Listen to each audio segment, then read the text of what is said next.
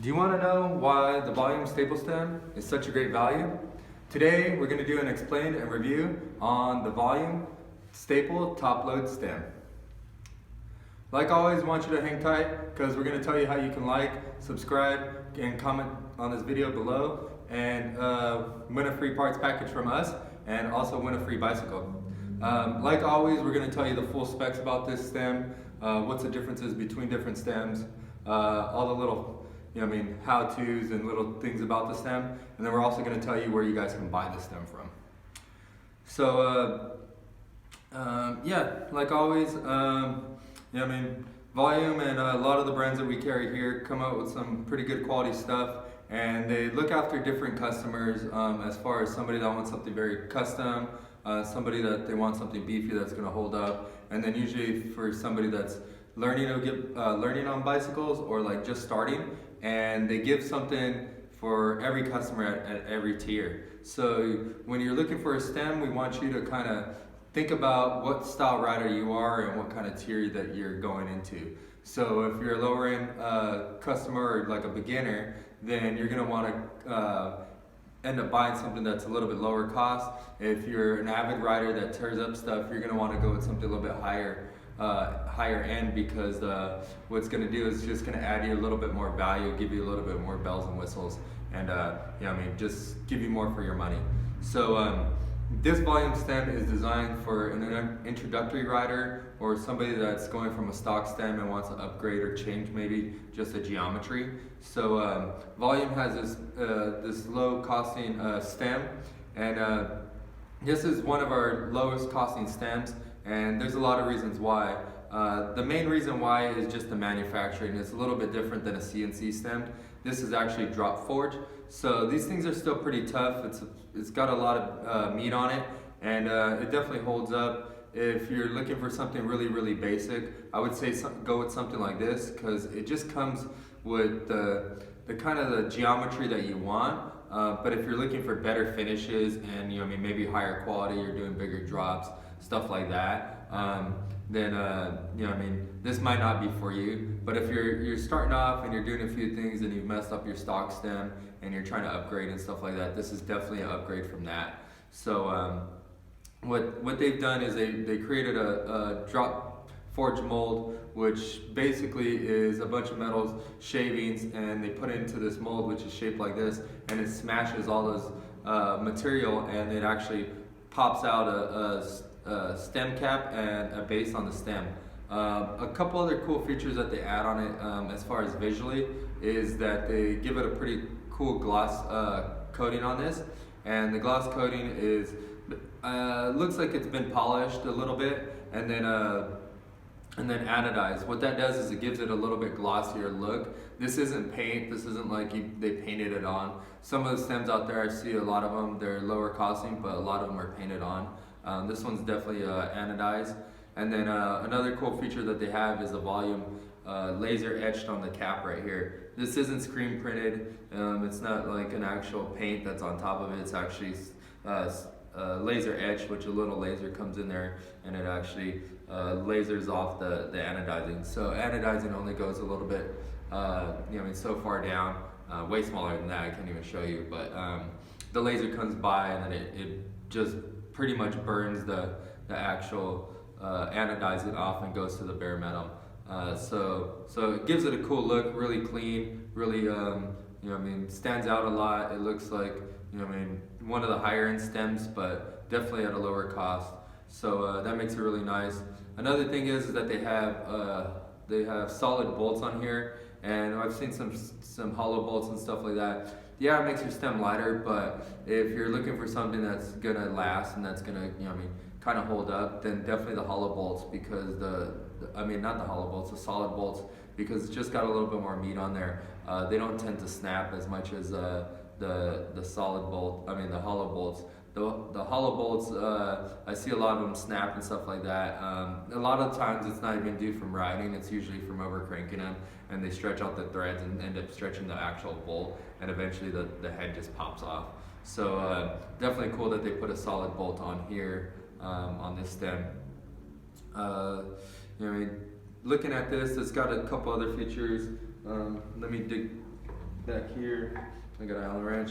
So the biggest part about a stem, and usually why you want to upgrade from a stock stem to an aftermarket stem, is because usually the stock stem has worn out as far as your bars moving or wasn't clamped correctly. And this one adds a couple little cool features for your bike to make the handlebars stay, and also so that it's kind of light. If you have a problem with your handlebars not staying straight, I would first make sure that you have a chromoly bar. If you don't have a chromoly bar, it's probably going to squish the actual bar into like an oval instead of being a circle. So definitely make sure you have a chromoly bar first. It doesn't matter what stem you have. The stem is going to crush that high tensile steel bar. So if you got a stock bike and you're jumping the heck out of it and your bars keep moving and stuff like that, it usually isn't the stem first. I would definitely check out the bars, because bars are a lot softer. That's kind of what you're holding on to. The stems are usually aluminum, so they end up holding up a little bit more than the high tensile steel handlebars. But try that first. If still your chromoly bars are still slipping, don't go ride it and just keep, doing what you're doing, let them slip and pulling them back and stuff like that, because it's going to actually wear out the stem right here and wear out the knurl on the handlebars. And what that'll do is it'll eventually just make your both handlebars slip with a brand new stem. So if it continues to slip, I would say use an Allen wrench. Make sure that when you tighten these down, make sure that the cap is even on both sides. Don't just tighten up one side. Tighten the bolts slowly. You don't have to tighten one bolt first. You want to kind of go evenly around and tighten up all the bolts evenly so that this stem cap comes down. I've seen a lot of people, they don't really realize, and they think they kind of, got it going on when they have the Allen wrench and don't really want to listen to anybody. But if you actually tighten these down on this side too much, what happens is the stem cap kicks like this, and the bolts actually dig into the side of the wall right here, and it'll actually not allow it to go down. So even though the stem feels tight because you can't tighten it up anymore, it actually isn't even tight to the handlebars. So what that'll do is it'll actually cause the bars to move a lot. So you want to slowly tighten them all down, make sure that it's even. If you do tighten it down too much on one side and you see it kick like this, then I would suggest loosening up the bolts on this side, and then maybe trying to shake the little cap or the bar, repositioning it, and allowing this cap to drop down. If you got an old stem and it's been beat up and it's just not really working, a lot of the times these holes inside this cap right here, a lot of times those things get chewed up, and the actual material ends up squashing, and then the bolt doesn't slide in and out very easily. If you have a cap and your bolts don't pop up real easy like this, then your cap is definitely smashed. You might have put it in crooked or something like that, and grabbing some of that meat and then making the hole really, really small. So that if your stem cap's not doing that, then your stem cap's not going to tighten up properly, and you're really not going to know ever how tight your stem really is, because it's going to always bind on that, and it's going to create a lot of problems with you. You might think that it's actually tightened down, but it might be just threading into the cap, and then being an awkward angle might cause it just to feel tight, and it's not really tight. So if you're having a problem with that, I suggest buying a new stem, or if you have a Dremel or a drill, maybe drill it out so that these bolts move freely on there. But number one thing is to tighten up evenly, take it slow, don't force it, don't get in a rush because your friends are trying to hurry because trying to go to the skate park. If that's the case, don't be working on your bike.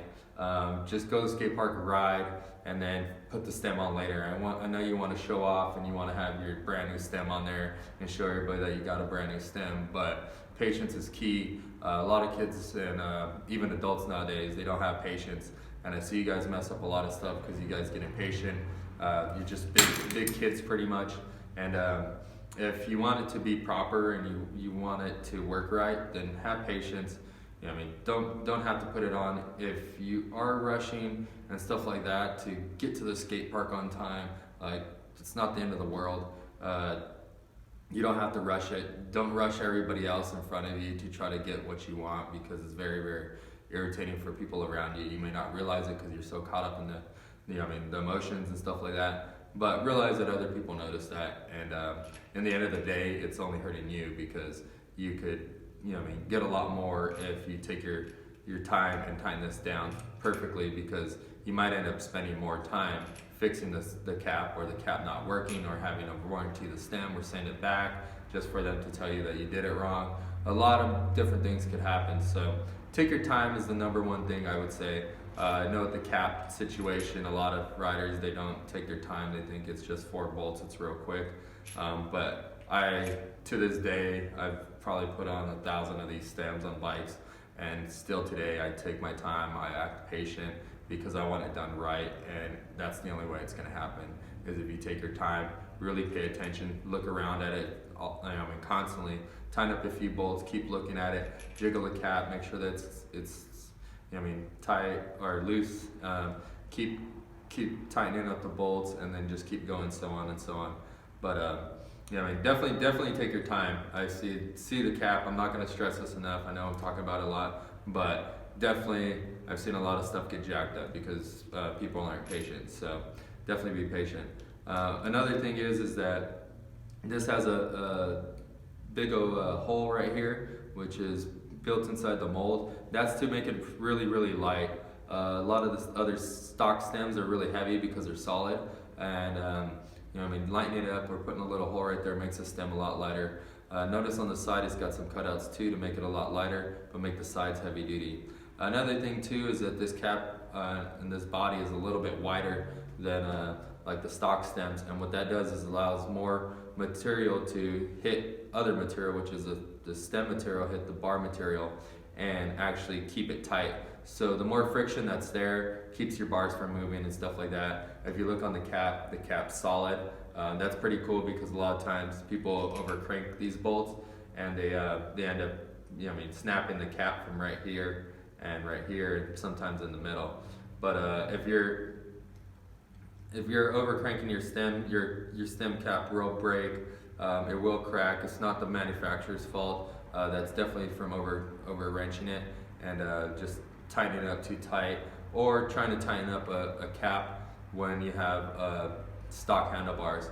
Another thing too is if you tighten this thing up all the way and it's bottomed out completely on this side, that means you need a new set of handlebars. That means you got high tensile steel bars, you got some old handlebars, and you squish that bar to its limit, and now the cap's touching it. There's nothing you can do to make that thing tight again. Listening to your dad throwing dimes and pennies in there and all that stuff is not gonna work. It's definitely gonna still keep moving because that material's soft, and this cap will never hold. Eventually you're gonna end up cracking the cap on the side and damaging your stem and wasting all your money. So instead of trying to just keep clamping, I would say just get new handlebars. If you got stock bars and they keep on slipping, you just are outrating the bike. You gotta realize you're jumping really high out of this. The bikes are meant to jump and stuff like that, but some people are rougher on things, so it just naturally will happen. So if you're riding tough, get a new set of handlebars, get a new stem so your bars don't slip. The more money you spend, the better the bars are going to be, the lighter they're going to be, the stronger they're going to be. Same thing with the stem. The more money you spend, the lighter, the stronger, the better looking the stems are going to be. So same thing with volume. They did a pretty cool job of just making this thing look super, super clean. I like how they did that. But another big feature that they did on this stem was that they put a recessed headset cap in here. So if you're not too sure what a recessed headset cap is, it's basically where they machined out a little spot right here for your fork cap to drop in there. What that does is it allows the fork to be flush right here, not stick up. The reason why that's cool is because if you have too much fork sticking up, you have to put washers up on top. Now you have a sharp edge with that little cap on there. And if you crash or bail or something like that and hit your knee on it, it'll end up bashing your knee and cutting you up and maybe causing you to get stitches. I can speak from experience. I used to do that back in the day. I bailed and crashed, and my knee hit that, and it tore a big old gouge out of my kneecap. And I ended up trying to go get stitches, but it was so bad that they couldn't even stitch it up. I literally had to put gauze on it and just tape it up. and let it fill in. It ended up turning into a super smooth, gnarly scab that every time I landed on my knee that it would just rip off and it would suck really, really bad. I think it took like 7 years for that thing to go away, but it's definitely not fun. So having the recessed cap is very, very cool on a lower end stem like this. Definitely killed it on that part. But yeah, let's go into some of the geometry. A little bit on the geometry. People want to know what's the difference between what stem and the other stem. Majority of riders want a little bit longer stem. The most common length stem, and the length is from the center of the fork right here, which is a little fork bolt to center, to the center of the handlebar right here, is reach. So the reach on this stem is 53 millimeters. So it's 53 millimeters from the center to here. You're not measuring from the back of here to the front of here, and you're not measuring from the front of here to the back of here, or vice versa, or any which way. It's the actual center here. There's an imaginary center line right here. That's 53 millimeters. So that's going to bring your bars out 53 millimeters. If you look on some of the other stems, they have different numbers from 48 to 55. I think even 58 is what we have on our website. So that's going to change from being shorter to longer. So if you're a littler guy, you're probably going to want to have a little bit shorter, 48. If you want a little bit taller guy, you want some more room right there, you're going to add a little bit more. What that does is it actually makes the bar spin backwards a little bit more. So you play with that, see what you like. That's why this stem's kind of cool, is that you can actually try a 53 mil if you are looking into a 53 mil and see if you like that length. That's the main thing on that. As far as rise, this comes in a 43 millimeter rise. And if you want to know what the rise is, it's the bottom from here to the center of the handlebar right here. So from the bottom of the stem to here is going to be 43 millimeters. So that's how tall your actual handlebar is.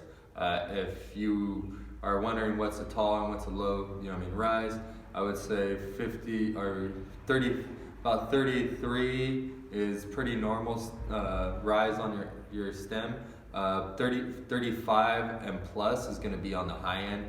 Anything below 33 is going to be like a really low stack height. A lot of the front load stems are very, very minimal, but the top load stems are designed to bring it a lot more up. So that's that. As far as a stack height, this is 33 millimeter stack heights. I know we haven't talked about stack heights in stems before, but the stack height is pretty much how thick the stem is. So when you place this on here, it's 33 millimeters thick, so that it goes all the way up here. It's not to the inside, it's the actual top right here. So that's the stack height of this stem, is 33 millimeters. So if you want to see if your stock fork will fit on this stem, then you just measure it, taking your old stem off, and you can see how much 33 millimeters is. If it goes up, 5 millimeters past, 6 millimeters past, then you should be able to, actually you're probably going to want to do like 7 millimeter, 8 millimeter higher, so that it has room to get sucked up right here and make your headset tight. If it's a little bit longer, you're going to want to put washers. But all in all, just because it kind of gives you a general rule of thumb, but you got to realize bicycles are kind of custom, so as soon as you start changing stuff, some of the stuff you might have to mod slightly or add washers and stuff like that. Some of the stock stems are really, really thick and they're super heavy, and that's why they're super heavy and thick. Super heavy is because they're thick. So definitely think about all those things. There's a lot of things to figure out. If you're not too sure or anything like that about buying this and buying that, hey, if you're a beginner, you probably don't know anything, and the only way to figure it out is to actually buy stuff. So you're not going to learn overnight. You're going to need to buy a bunch of stuff, try out a bunch of different stuff to see what you like. That's what's fun about BMX. Just try as many things as you can. Buy it brand new so that you're not buying somebody else's problems, somebody else isn't juking you and selling you some crappy part or some used part that's going to fail on you and just waste your money. But yeah, mad props to Volume and the guys over there that designed this and created a reasonably priced stem for you guys to try out. The 34 millimeter rise and the 53 millimeter reach. Shout out to them for making a cool design, making it really nice, and just giving us good margins here at the bike shop so that we can sell it to you. And yeah, just just basically hook you guys up. If you guys have problems with this stem or you don't know how to put it on and you want to make sure that this stem lasts, maybe think about having your bike shop put it on, because they put 1,000 of these things on and you're probably trying to put it on your first try. So if you're scared to do it yourself, don't want to mess it up, definitely pay the guys at the bike shop to do it. They know what they're doing, that's why they get paid there. Even if they could do it really quick in 5 minutes or whatever, doesn't mean that they have to, and doesn't mean that they're going to charge you a few bucks. They charge you that much money for doing it fast because it's taken them 20 years to learn how to do it in 5 minutes. So definitely respect the guys at the bike shop, whether it's here, it's the other shops that are across the country or anything like that, because these guys have been doing it a lot. They've spent a lot of money. They're in the same spot as you when they first started riding, but instead of complaining about it or going to the shop saying that's too much, they spent the money, they bought parts, they damaged them. They've been through all the stuff you have done. So those guys know what's up. They know what you're trying to do. They're there to help you. They're not there to be lied to. They're there to help you. So definitely respect any of the guys at the bike shops. Shout out to any of you guys that work at the bike shops if you're watching this. Thank you guys for bringing parts to these kids, because if it wasn't for you guys, then these guys would probably mail order everything and probably get a bunch of wrong stuff.